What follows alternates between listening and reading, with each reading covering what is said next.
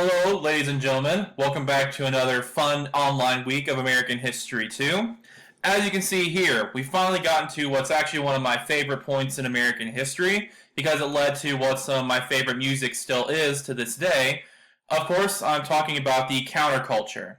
This week, we're going to be looking at sort of how the counterculture movement rebelled against some of the American ideals and characteristics we've discussed previously in the course, and then how the conservative counter-revolution led to another backlash against these same these ideals being supported by the counterculture.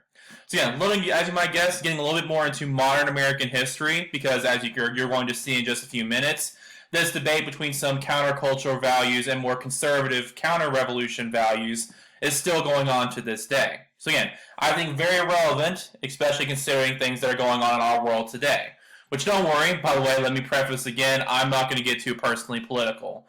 That's not my job. But anyway, key terms, we of course are going to identify what exactly a countercultural is, and then we're going to mainly talk about some of the major aspects of the counter revolution or the cultural revolution. It took me 3 tries, but I finally got it. We're going to look, of course, at the sexual revolution as sort of the overturning of sexual norms. We'll look at second wave feminism and the increase in women's rights and the seeking of women's rights. We'll look at the Stonewall riots and its effects on the LGBTQ plus movement. And we'll finally end looking at one of the greatest music festivals of all time that I would love to have been at if I could handle crowds, the Woodstock Festival, and some counterculture music. Again, of course, though, I want to make sure you're aware of the upcoming dates before we really get into that. You do have a content quiz coming up this week, along with, of course, a discussion forum, but that should be a little bit of an easier assignment. Then over the next week, you have a couple of important assignments you should probably start preparing on as soon as possible. Your third debate is, of course, going to be due all those materials on November the 30th, which is after Thanksgiving break. You all, I think, are pretty familiar with that process right now, but please do remember to sign up for either the alternate assignment or what dates you can participate in the live debate, because I'm going to make the decision, as I said in an email I sent out last week, on when the debate times will be for each class by this coming Friday. So let's see if my math is correct. Let's look at my calendar for a second. So yeah, you should all be getting announcements from me sometime around 5 o'clock on November the 20th on when the live debate will actually be. And if you look at the Google Sheet, you'll know what the potential times are, of course. Also, you'll have a final essay outline due on the 30th at 5 p.m. as well. The details for that, as I've said, can be found in the final essay prompt, which is in the final essay section on Moodle. Please check that as soon as possible so you know what I expect, and please let me know if you have any questions about that assignment as soon as possible. As I've said to several of you multiple times, I can be more helpful if I know about problems and questions as soon as possible. But anyway, in the meantime, let's go ahead and finally jump into the Cultural Revolution. To start things off, what I'd like you guys to do if you have a chance is to sort of think about what exactly a counterculture is and what some of their beliefs are. A great way, I think, to introduce this topic is, as you might guess, through music. One song I felt like in particular would be a great way to introduce the counterculture movement is to listen to Bob Dylan's famous song, The Times They Are A-Changin', originally recorded in 1964, released in 1964. As he just self-described in this song, this is supposed to be an anthem of change for the moment in the 1960s. So essentially he wanted to sort of culminate and capture all of the changes and revolutions that were going on in America throughout the 1960s.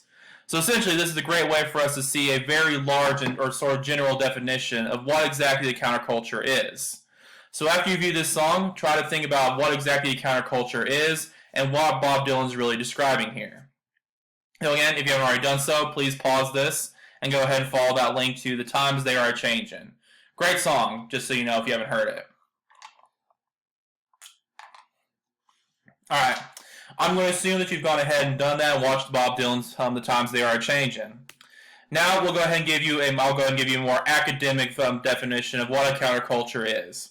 According to American historians, the counterculture was a time, or was identified as a time, where Americans were deliberately attempting to reject the societal norms of the 1950s. This particularly occurred because of a generation gap, which, for any of you tell me what a generation gap is, by the way, through your screens that you're viewing this in the future. Yeah, a generation gap is essentially exactly like it sounds. Many of the older generations, some of them who had fought in wars like World War II and maybe even World War I, still held to some of those societal norms of the 1950s, the nuclear family, primarily Christian household, things of that nature. Whereas the new generation, being born around the 1950s and being growing up in the 1960s, had different ideas and wanted to reject some of these norms. A couple of issues that were also helped inspire the counterculture movement, most of it, as you're going to see over the next little while, and as we've already seen a little bit, was inspired by protests to the Vietnam War. Much of it was also just in protest of the Cold War in general, and much of it was also in protest to the nuclear arms race. Again, you have a few examples and links to different songs and ideas here to give you examples of some protest songs.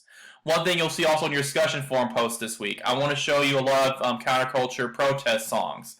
Huge anthem throughout the 1960s, and many of you probably actually like some songs like this, whether you realize it or not. But yeah, again, this should take you to a good Vietnam protest song, this will take you to a good Cold War song, and this will take you to a nuclear arms race song. Again, a couple of core countercultural beliefs, some of which we're going to get into more detail about today. These are some of the common issues the counterculture movement was concerned with. First, race relations. Many of these movements were dedicated to resulting in more racial equality. Again, like I said, sexual norms was a huge issue. LGBTQ rights came up during this time, free love movements came up during this time, and polygamous movements. All of those became more popular throughout the 1960s. You also have women's rights in the patriarchy. Many women started to become more active going against societal norms they felt benefited men over women. Again, gay rights is of course going to be a big issue that we will talk about. Anti-Vietnam once again. Non-conventional appearance was also a major part of the countercultural movement. As you can see here, sort of different dress, different hairstyles, all very popular during the countercultural movement as well. Which, for example, if you still go to some old towns across the country, you can still occasionally see some old signs saying hippies won't get their haircuts here, for example. Long hair used to be a great way to identify someone as a hippie or part of the counterculture movement. A lot of people in this part of the world especially weren't big fans of that. Drug use also, frankly, was a big part of the countercultural movement as well. Religious movements dedicated to drug experimentation started to become popular. Big music festivals, all sorts of drug use is very popular as well. So essentially, just about every way they could find to rebel against conventional American norms, they would try to do it. Now, one thing that's actually a bit ironic, I think, about this, that some people aren't as aware of, is that the countercultural movement actually owed itself to the economic prosperity going on in America during the 1950s and 1960s. Now, if they're trying to rebel against essentially American norms, why is it the case that they're only able to do this because of the economic prosperity of the country? Chew on that one for a second.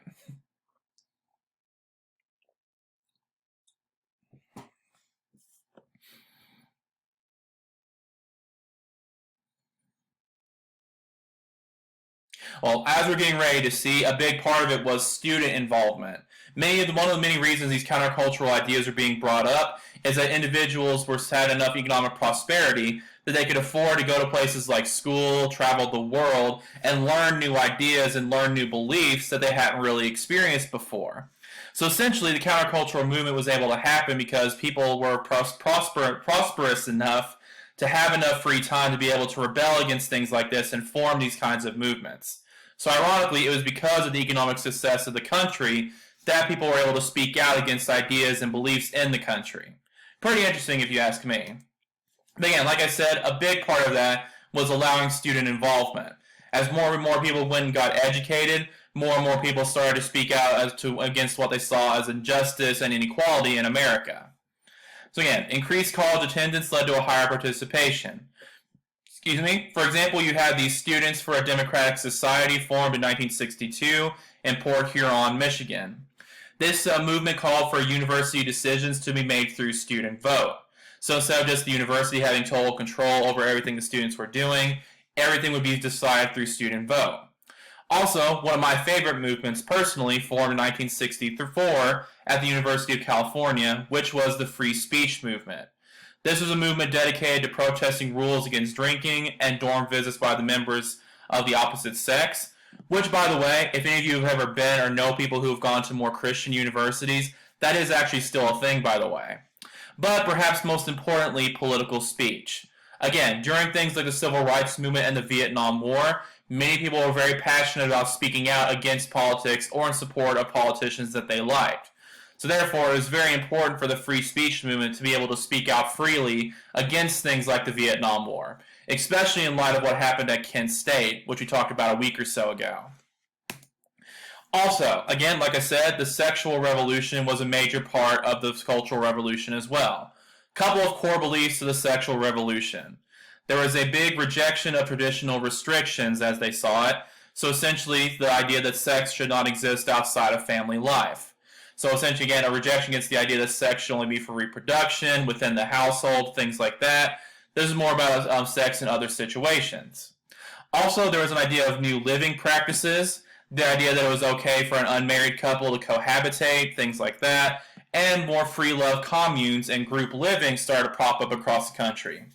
Great example of this, actually, from the 1980s that I recommend you all check out is the documentary Wild Wild Country on Netflix about the Rajneesh cult which sprang up in Oregon, of all places. One of the main things that irritated locals about them was their self-professed free love commune lifestyle. So again, very popular and spread out in many surprising places across the country. Also, they wanted sex to be more honest and presented in mainstream media. One interesting example, the Flintstones, as some of you may know, was actually the first television show to cause a little bit of scandal by showing a couple in bed together for the first time. This was, of course, still a married couple in a cartoon, but it was not risque in the slightest, as you might imagine. However, this has eventually progressed to Game of Thrones, which, if any of you have watched that show, you can probably tell me just how risque and over-the-top sexually that show can occasionally be. So that was actually one of the major goals of the sexual revolution that I think we can all agree has largely been successful.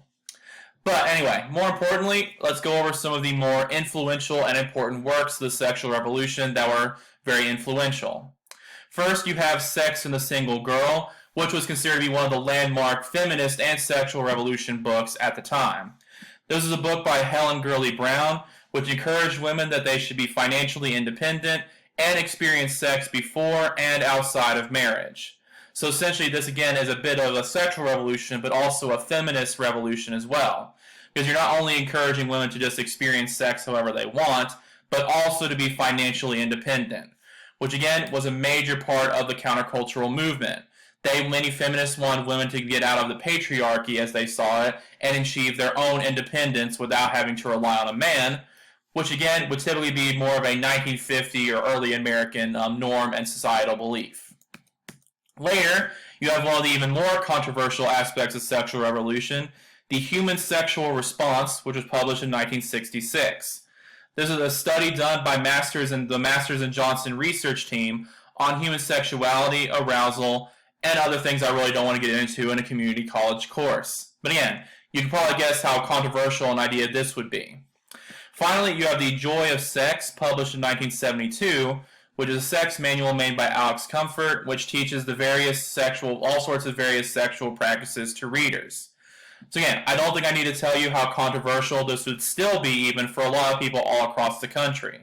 Essentially, they're again trying to reject those traditional restrictions as they see them on human sexuality and family behavior, and trying to educate the public on other options. Which, don't worry, I'm not even going to come close to getting involved in discussing that or the morality of that, but it is important for you guys to know that that did happen. Second, you also had second wave feminism. We already talked about first wave feminism a little bit with the women's suffrage movement during the progressive era, but this is when women started, or feminism, if I can ever get my words out, started to switch to other issues that they felt had been ignored by first wave feminism. As we discussed earlier, first wave feminism was especially focused on voting rights, but they were also focusing on the idea that women should be able to own their own property. Second wave feminism focused on the idea that women should also have sexuality rights, they should have their own reproductive rights, they should have their workplace rights, and legal inequalities should be addressed as well. So essentially, everything that goes on in American society besides just voting and property needs to be addressed, according to second wave feminists. Few pieces of important literature from this movement. You have The Second Sex, published in 1949 by Simone de Beauvoir, if I'm pronouncing that correctly, where she argued that women shouldn't be classified as second-class citizens just because they can get pregnant. So, as many of you still know, for example, there are some laws. There are laws in this country about how a woman is supposed to be treated by the workplace when she's pregnant. This is actually a result of many second-wave feminist efforts to keep women from being excluded from the workforce just because they could possibly get pregnant. You also had one of the most famous or infamous books of feminism published during this time, The Feminine Mystique in 1963. In this book, she once again attacked not only just the feminine, or only attacked the patriarchy, but also attacked sexual norms again as well. So if you haven't already noticed, the sexual revolution and feminism during this time period were very closely intertwined. It was very difficult or even impossible at times to tell some of them apart. But anyway, in this book, you have Betty Friedan, who argues that the nuclear family keeps women at the home and wastes their potential. So again, by keeping women in the home, their potential is being wasted. Finally, you had Gloria Steinem, also in 1963, who actually became an undercover Playboy bunny journalist who exposed the Playboy Club for mistreating witnesses in order to mistreating waitresses in order to gain male customers. This, as you might imagine, and you can probably guess why, was a very popular expose published across the country, which did help to bring to light harassment issues women were going through across the country. Now, few important second wave victories you need to be aware of. In 1963, the Equal Pay Act was passed, which said that you cannot discriminate among employees because of sex.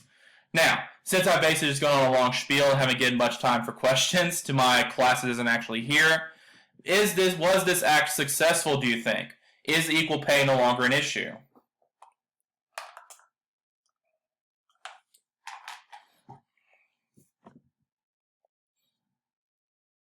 I'll figure out what to do during these awkward pauses eventually. But yes, as you can probably guess, there's really no definitive answer you could argue yet for whether the Equal Pay Act has accomplished what it's supposed to.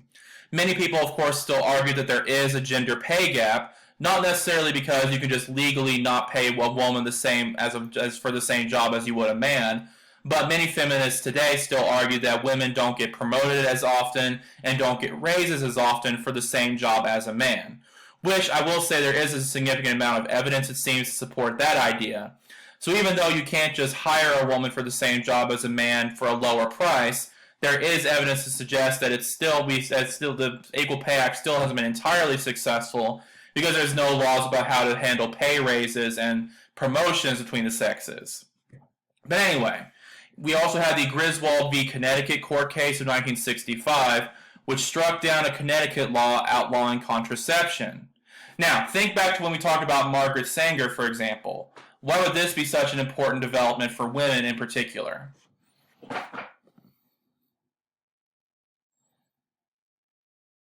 This would be a good time to check and make sure you have notes on her.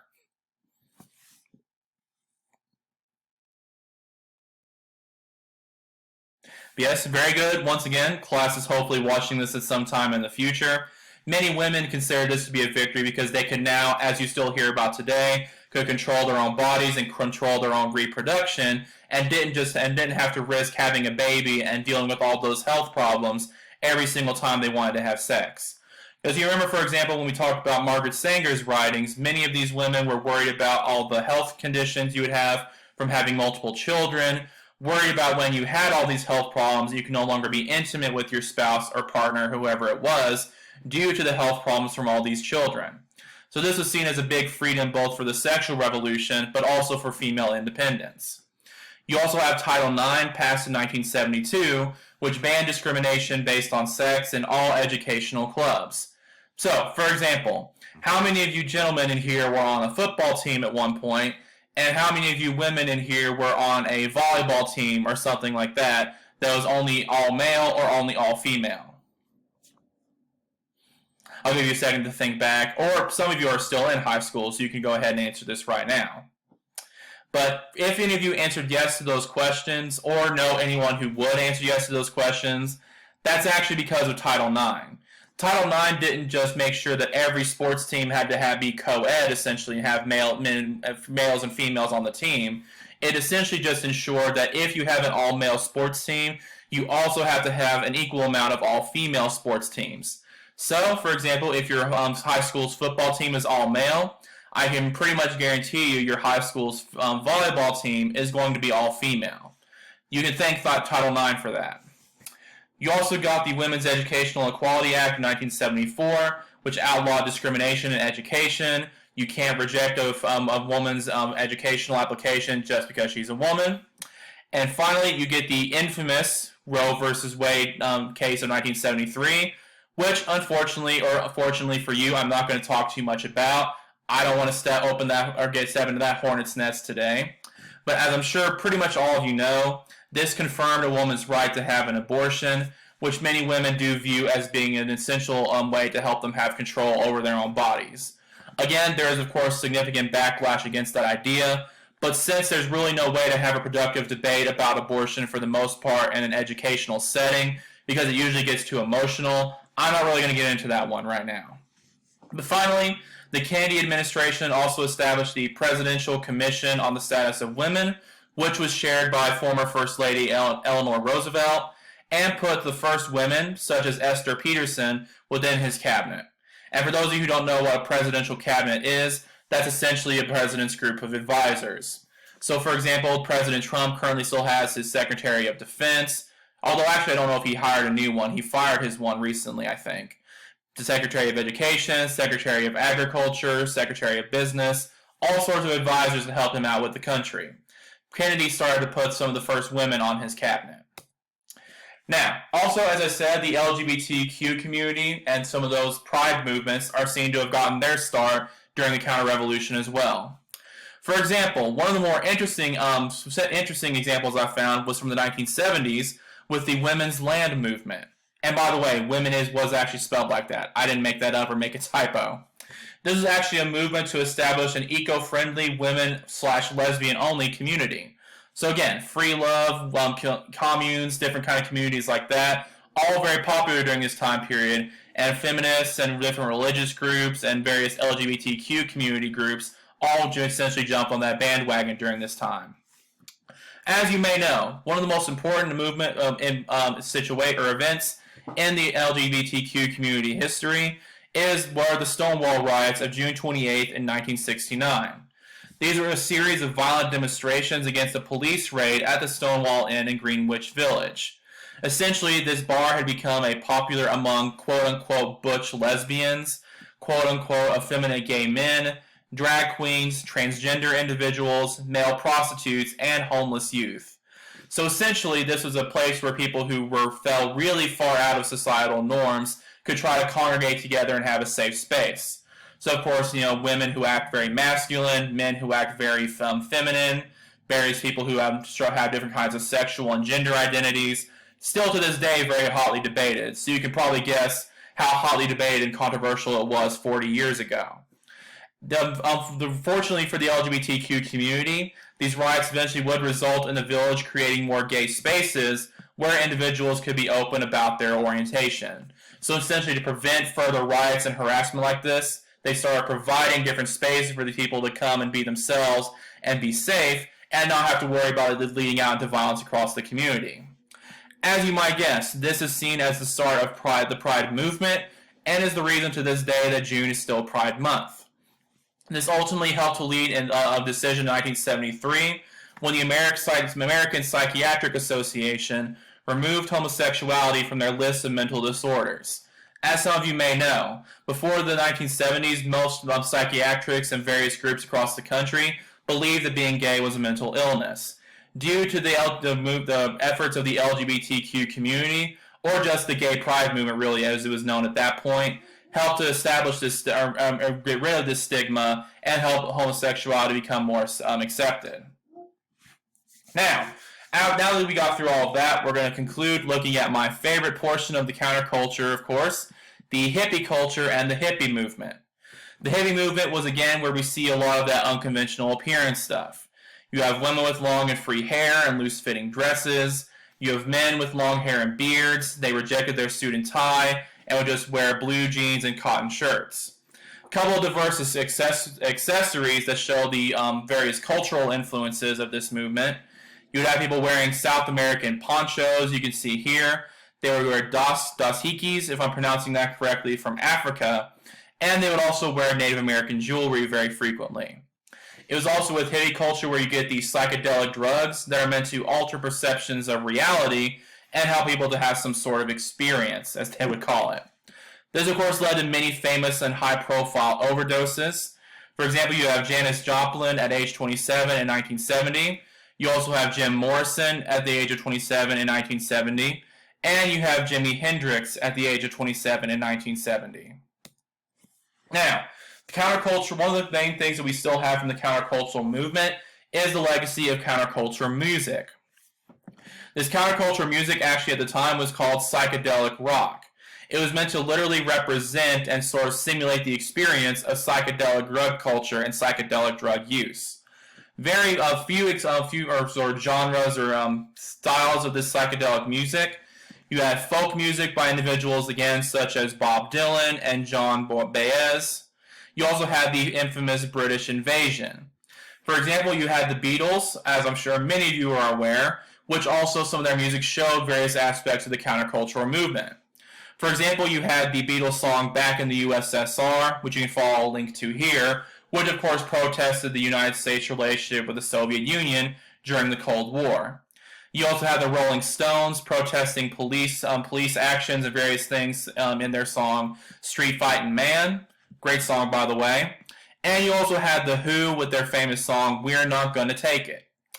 Great songs, I'm sure you can all agree. Please, if you have a chance, take a moment to go through some of these. As many of you are aware, essentially the countercultural movement is seen to have culminated in the Woodstock Festival, which was a music festival which took place from August the 15th to August the 18th in 1969. It had 500,000 plus spectators in rural New York and was advertised as the 3 Days of Peace and Music Festival. Few famous musical acts who were present. You have John Baez, you have Arlo Guthrie, Saint Santana, Creedence Clearwater Revival, arguably the greatest band of all time next to Iron Maiden.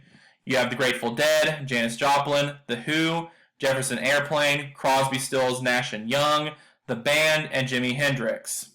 Once the festival was characterized by frequent protests against Vietnam and the federal government. For example, you have the famous Fish cheer, I Feel Like I'm Fixing to Die rag by Country Joe and the Fish. I was going to link you a video link to that song, but frankly it's a bit too vulgar. So if you want to watch that one, you're going to have to do it on your own time. But to give you a bit of an idea of what the song is like, I did give you an excerpt of it here. The song goes, "Come on, all of you big strong men, Uncle Sam needs your help again. He's got himself in a terrible jam, way down yonder in Vietnam. So put down your books and pick up a gun. We're going to go have a whole lot of fun." So again, a lot of this was arranged in protest to the Vietnam War. Now, just to give you a bit of an idea of what this festival would have been like, extremely crowded, people just hanging out all over on the ground, all sorts of muddy festivals and dancing and things of that nature. So again, I would have personally loved the music, but hated all of these crowds. But again, that might just be me. Which, by the way, there was actually a story that came out very recently, I think, where this couple in this famous photograph right here is actually still together, which maybe can help us all still believe in true love during these trying times. But that's just me. Anyway, that is again just a very brief overview of what the countercultural movement was like. Next week, we'll talk a bit more about the conservative America reacted to this and what some of that backlash resulted in, and why essentially the countercultural movement eventually did fade out. But anyway, that's all I have for you today. Just again, remember your various reminders for the next few days. These assignments are going to be popping up over the next week or two. Please let me know if you have any questions, and have a great day.